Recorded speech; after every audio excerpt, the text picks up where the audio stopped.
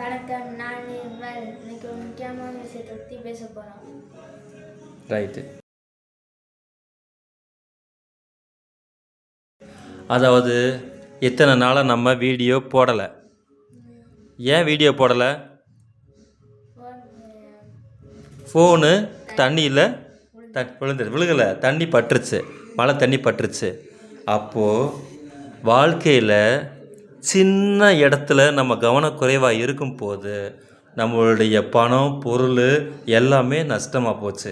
அன்னைக்கு நான் மழை வராதுன்னு சொல்லிட்டு வீட்டுக்கு வரும்போது திடீர்னு மழை பெய்யவும் அந்த ஃபோனில் ஒரே ஒரு சொட்டு தண்ணி இறங்கிருச்சு, போச்சு. செல்ஃபோன் கண்டமாயிருச்சு. நான் வச்சுருந்த யூடியூப் சேனல் போயிருச்சு. இப்போது உன்னுடைய யூடியூப் சேனல் மட்டும்தான் தப்பிச்சிச்சு. அப்போது எப்போவுமே நாம் கவனமாக இருக்க வேண்டுமா வேண்டாமா? கவனமாக இருக்கணும், சரியா? அப்போது இன்றைக்கி தான் செல்ஃபோனை வாங்கிட்டு இப்போ புதுசாக நம்ம வீடியோ போட்டுக்கிட்டு உட்காந்துருக்கோம். இதில் இந்த இடத்துல நாம் ஒரு பொருள் போயிருச்சேன்னு வருந்துறதை விட நாம் எந்த விஷயம் நமக்கு இதன் மூலமாக கற்றுக்கிட்டு இருக்கோம் அப்படிங்கிறத தானே நம்ம கற்றுக்க முடியும், அதானே சரியாக இருக்க முடியும். சரி, இந்த நேரத்தில் உனக்கு என்ன கொடுத்தாங்க? மார்க் ஷீட்டில் உன் கூட இருக்கக்கூடிய ஃப்ரெண்ட்ஸ் எல்லாமே உன்னைய கழுவி ஊற்றுனாங்க. ஏன் தெரியுமா? ஏன் சொல்லு அப்போ? இவன் செல்ஃபோன் யூஸ் பண்ணுறான், இவன் கூட சேரக்கூடாது அப்படின்னு சொல்லி அந்த கிராமத்தில் இருக்கக்கூடிய எல்லா பேரண்ட்டுகளும் நிபுணர்களோட சேராத அப்படின்னு சொன்னாங்க, சரியா? அப்போ செல்ஃபோன் யூஸ் பண்ணினா கெட்டவனா நல்லவனா? செல்ஃபோன் யூஸ் பண்ணுறது கெட்டதா நல்லதா சொல்லு. செல்ஃபோன் யூஸ் பண்ணுவது கெட்டதா நல்லதா? உனக்கு தெரிஞ்ச விஷயத்த சொல்லு, நேரம் இங்கே பார்த்து சொல்லு. ரெண்டு விஷயம் இருக்குது. செல்ஃபோன் யூஸ் பண்ணுறதுல நாம் இனி வரக்கூடிய காலகட்டத்தில் அனைத்து விதமான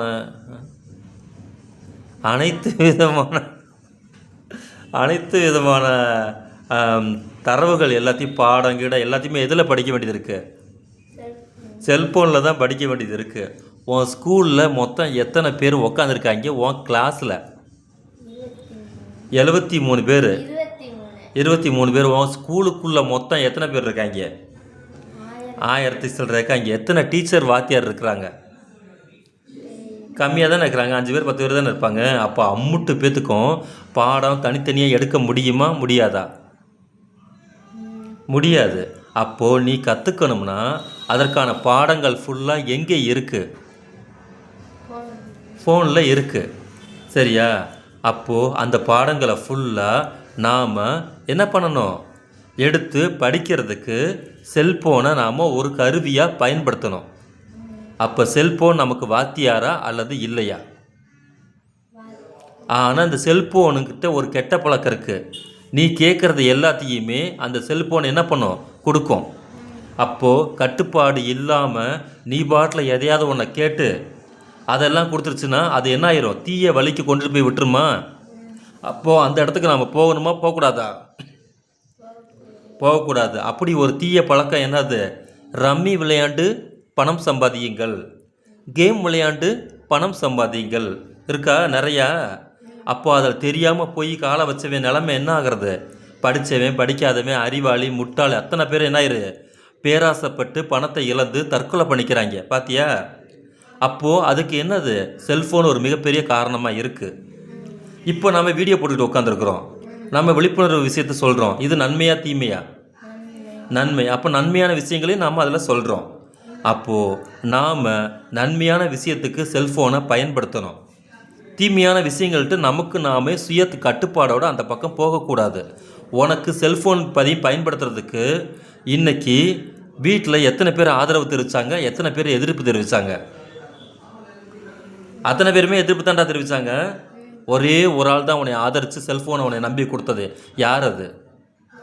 நான் தான் கொடுத்தேன். இப்பயும் நம்பிக்கை இருக்குது, எப்பயுமே நம்பிக்கை இருக்குது. ஏன் உன்கிட்ட செல்ஃபோனை நான் கொடுத்தேன்னா அதில் இருந்து தான் நீ படிக்கவே முடியும். என்ன கல்விங்கிறது அதுலேருந்து தான் கற்றுக்கொள்ள முடியும். அப்போது இதில் இப்போ நீ எத்தனை பாடத்தில் பாஸு, எத்தனை பாடத்தில் ஃபெயிலு? 4 பாடத்தில் நீ பாஸ் ஆகிருக்க, ஒரே ஒரு பாடத்தில் உனக்கு போச்சு. ஏன் போச்சுன்னா அதற்கான பயிற்சி இல்லாதனால போயிடுச்சு. அப்போ அந்த பயிற்சியை எதன் மூலமாக நம்ம வாங்கிக்க முடியும்? செல்ஃபோனுக்கிட்ட இருக்குது, நம்ம பயன்படுத்திக்க முடியும். அப்படி தானே? அப்போது நம்ம என்ன பண்ணணும், ரெகுலராக அந்த பாடத்தை எடுத்து பயிற்சி பண்ணோம்னா நமக்கு வந்துடுமா? அது எப்படி தொடர்ச்சியாக பயன்படுத்தணும்னா, ரெகுலராக அந்த விஷயத்தை மனப்பாடம் பண்ண வேண்டியதில்லை, ரெகுலராக அந்த விஷயத்தை பார்த்தா போதும். ரெகுலராக அந்த விஷயத்தை பார்த்தா போதும். ஒருத்தன் பொழுதன்னைக்கு நான் பேசிகிட்டு இருக்கும்போது கொட்டாய் விட்டுக்கிட்டே இருந்தான்டா. அவனை யாரும் தெரியுமாடா உனக்கு? நான் இங்கே கோடையடி கும்பிட்ற மாதிரி கும்பிரிக்கிட்டு இருப்பேன், அவன் வாயை பழப்பான்டா. அவனுக்கு ஒரு ட்ரீட்மெண்ட் வச்சுருக்கேன், அவனை பற்றி அவன் தெரியுமாடா? சும்மா நான் முக்கியமான விஷயம் பேசிகிட்டு இருக்கும்போது அப்படியே வாயை தொலைப்பான்டா. அப்படியே பஞ்சிங் மிஷின் தூக்கி அவன் வாய்க்குள்ள அமைக்கி விட்டுலான்னு ஒரு பிளான் பண்ணிக்கு இன்னும் சிக்காமல் இருக்கேன். உனக்கு கொட்டாய் வருமா? வருமா? உனக்கு வராதில்ல, வந்தால் அதை ஞாபகம் வச்சுக்க. அப்போது தொடர்ச்சியாக ஒரு விஷயத்தை நாம் பயன்படுத்துவதன் மூலமாக நமக்கு அது ஈஸியாக நம்மக்கிட்ட வந்துடும். என்ன நான் சொல்கிறது? அப்படி தாண்டா சினிமா பாட்டை, திடீர்னு ஒரு சினிமா பாட்டை நம்ம பாட்டில் பாடுறோம்னு வச்சுக்கோ. எப்படி பாடுறோம்?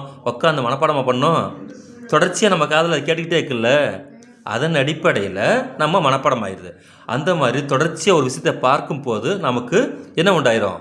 அது மனப்பாடம் ஆயிரும். அப்படித்தான் கணக்கை நம்ம டெய்லி பார்ப்பதின் மூலமாக நமக்கு அது புரிய ஆரம்பிச்சிடும். சரியா?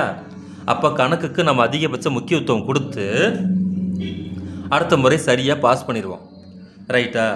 இந்த ஃபெயில் ஆகிறதும் இந்த பாஸ் ஆகிறதும் ஒரு மனிதனுக்கு வந்துக்கிட்டு துன்பமா இன்பமாடா? துன்பம்தான். ஏன்னு கேட்டேன்னா, ஒரு மனிதனை பாஸ் ஃபெயில் வச்சு மதிப்பீடு செய்யக்கூடாது, அவனுடைய திறமையை வைத்து தான் மதிப்பீடு செய்யணும். நிறைய ஸ்டூடெண்ட்டு பெரிய பெரிய ஆட்கள்லாம் வந்து இங்கே நம்ம கிளாஸில் வந்து டைப் அடிக்கிறாங்கல்ல, அவங்களுக்கு மிஸ்டேக் எவ்வளோ வருது யோசனை பண்ணி பார்த்தியா? அத்தை வந்து எவ்வளோ தூரம் சொல்லுவாங்க மிஸ்டேக் வருது, நீ மிஸ்டேக் வருதுன்னு. உனக்கு எத்தனை வயசு? 13 வயசில் நீ ஸ்பீட் அடிக்கிற, எத்தனை மிஸ்டேக் உனக்கு வருது? அதிகபட்சமே 5 மிஸ்டேக்குள்ளே தாண்டா வருது. ஆனால் அந்த பொண்ணுங்க, வளர்ந்த பொண்ணுங்க, காலேஜ் படிக்கக்கூடிய பொண்ணுங்களுக்கு 50 மிஸ்டேக்குக்கு மேலே வருது.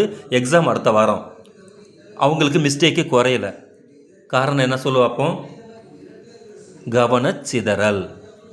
அப்போ சின்ன வயசில் இருக்கும்போது உனக்கு கவனமாக நீ இருக்கும்போது உனக்கு மிஸ்டேக்கே வரல. அப்போது உன்கிட்ட என்ன இருக்குது? திறமை இருக்குது. அப்போ கவனச்சிதறல் இருக்கிறவங்க என்ன பண்ணணும்? கவனத்தை குவிக்கணும். இப்படி நிறைய விஷயங்கள் இருக்குல்ல, இவங்களெல்லாம் பாஸ் ஃபெயில் வச்சு மதிப்பீடு செய்ய முடியுமா? செய்ய முடியாது. ஆகையால் நாம் நிறைய நமக்கு இருக்கக்கூடிய வாய்ப்புகளை பயன்படுத்துவோம், சமூகத்திற்கு பயன்படக்கூடிய விஷயங்களை பயன்படுத்துவோம். சரியா? அதனால் மதிப்பெண் குறைந்து போனதுக்காக நாம் வருந்த வேண்டாம், மதிப்பெண் குறைவாக வந்திருக்கக்கூடிய மாணவர்களும் வருந்த வேண்டாம். அவங்க என்ன பண்ணுறாங்க? தொடர்ச்சியாக பயிற்சி செய்வதன் மூலமாக நம்ம என்ன பண்ண முடியும்? தொடர்ச்சியான வெற்றியை இலக்கை அடைய முடியும். அதனால் செல்ஃபோன் போனனாலையும் நம்ம நிறைய விஷயங்களை கற்றுக்குறோம், உனக்கு பாஸ் ஃபெயில் வந்தனாலே நம்ம நிறைய விஷயத்தை கற்றுக்க போகிறோம். இந்த தொடர்ச்சியை வீடியோ வைப்போமா? சரி, இன்றைக்கி இந்த விஷயத்தை இதோடு முடிச்சுக்கலாம். பாய் சொல்லு. பாய்.